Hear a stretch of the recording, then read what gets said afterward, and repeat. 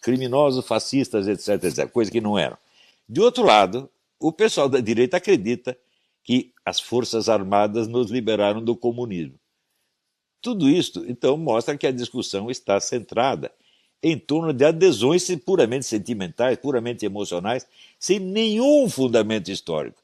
Os militares jamais foram os monstros que a esquerda os pintou e também jamais foram os libertadores do Brasil como eles próprios se pintam. O que aconteceu em 1964? Aconteceu que líderes civis como Carlos Lacerda, Adhemar de Barros, Auro Andrade e outros criaram um movimento popular que colocou nas ruas o maior protesto de massas que tinha havido até então, que foi a famosa Marcha da Família. Tem 1 milhão de pessoas na rua. O presidente João Goulart, apavorado, se juntou com o seu cunhado, Leonel Brizola, no Rio de Janeiro, para organizar uma resistência armada, mas desistiu. Ele contou os revólveres, viu que não ia dar para aguentar o tranco e foi embora para o Uruguai. E aí o presidente do Senado, Auro Andrade, decretou vaga à presidência da República e, automaticamente, o Senado nomeou o presidente e o vice, Ranieri Mazzilli. Estava aí acabado o regime de João Goulart. Acabou naquele instante. Qual a resistência que os comunistas ofereceram? Nenhuma, fugiram todos. E daí os militares avançam, tomam o poder, escolhem como presidente o general Humberto de Alencar Castelo Branco e ele toma posse. A primeira coisa que ele diz, primeira declaração do novo presidente militar: a direita reacionária não dominará o país. Quem é a direita reacionária? Carlos Lacerda, Adhemar de Barros, Auro Andrade, o Senado, toda a liderança civil.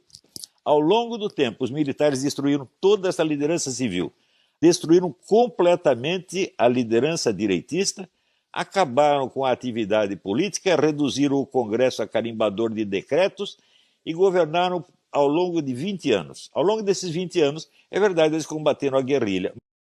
O diretor da maior editora comunista do Brasil, Enio Silveira, uma semana antes de morrer, e as palavras dos moribundos têm peso, ele me disse o seguinte: a minha editora só sobreviveu durante esses 20 anos graças à ajuda que recebeu do governo militar. Quando a situação engrossava, eu ia lá para o Golbery, pedia dinheiro, ele dava.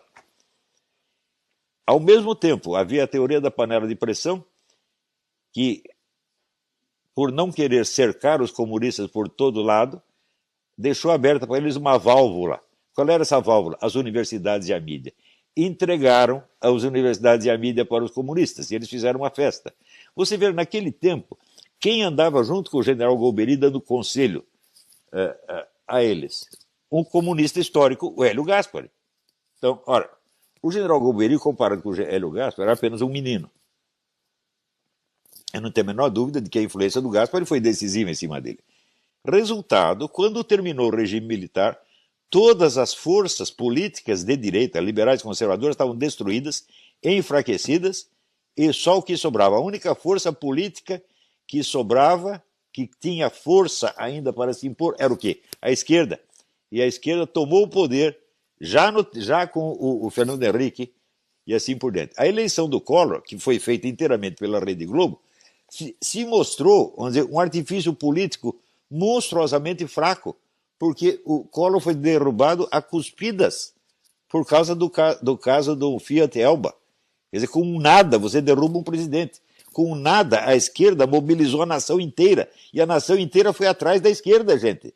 Então, essa era a esquerda que o regime militar tinha criado.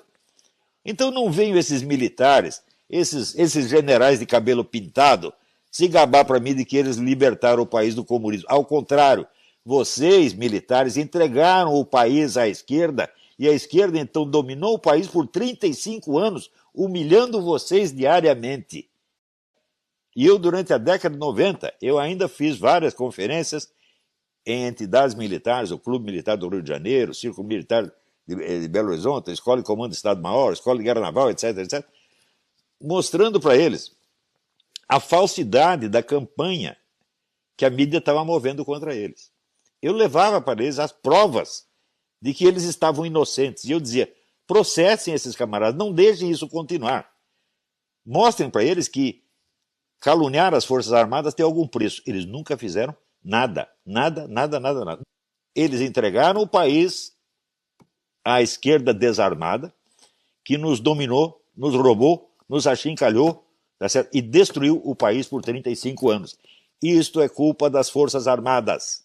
Não acreditem nessa história de que eles são nossos libertadores. Nunca foram. Por que é isso? É muito simples. Qual é a tradição intelectual das nossas Forças Armadas? Elas foram formadas desde o século XIX na mentalidade positivista. Positivista é a filosofia de Augusto Comte, que teve no Brasil mais influência do que em qualquer outro país do mundo. A ideia positivista é a extinção da atividade política e sua substituição por uma administração científica ditatorial, por uma ditadura de técnicos e militares. Esta é a doutrina positivista central. Eliminar, vamos dizer, a discussão política, a liberdade de discussão política e trocar tudo por concepções técnicas e científicas impostas desde cima por um governo de iluminados. Isto é a tradição central das nossas Forças Armadas. Eu acho que pessoas que não são capazes de reconhecer os seus erros não têm o direito de querer punir os erros dos outros. Então, isto eu estou falando não é para este ou aquele oficial, para todas as Forças Armadas. Eu nunca vi, dentro das Forças Armadas, o menor esforço para medir os efeitos desse erro positivista monstruoso. Hoje eles estão querendo de novo impor a norma positivista. Nós resolvemos tudo e não queremos ouvir os ideológicos. Quer dizer, como se eles fossem científicos, como se o positivismo fosse uma teoria científica e não uma ideologia das mais grosseiras e mais enganosas que o mundo já conheceu. E pior, uma ideologia chega, vamos dizer, ao seu maior sucesso quando ela já não é reconhecida como ideologia. Quando ela penetrou de tal modo no senso comum que ela parece a realidade mesma. Então, o positivismo ainda é o grande vitorioso no Brasil. E o positivismo não pode fazer face ao comunismo porque ele é o pai do comunismo. Ele abre as portas para o comunismo. Ele tapa a boca, vamos dizer, da direita, dos conservadores, dos cristãos, e daí sobra o quê? O monopólio ideológico da esquerda, como aconteceu no Brasil, gente. Nós temos que tomar consciência, nós temos que acordar, tá certo? E não temos que ser bonzinho com ninguém.